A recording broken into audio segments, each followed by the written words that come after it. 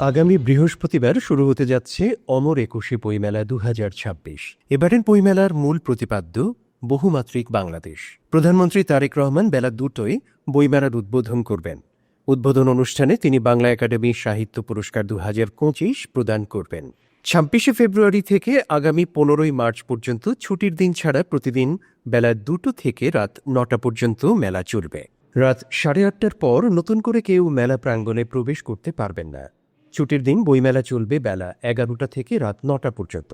অমর একুশে বইমেলা ২০২৬-এর উদ্বোধন বিষয়ে মেলার সর্বশেষ প্রস্তুতি নিয়ে আজ মঙ্গলবার বেলা ২টায় এক সংবাদ সম্মেলনের আয়োজন করা হয়। সেখানেই এ তথ্য জানানো হয়। বইমেলায় বাংলা একাডেমি ও মেলায় অংশগ্রহণকারী অন্যান্য প্রতিষ্ঠান ২৫% কমিশনে বই বিক্রি করবে। সরকারি প্রতিষ্ঠানগুলো তাদের নির্ধারিত কমিশনে বই বিক্রি করবে।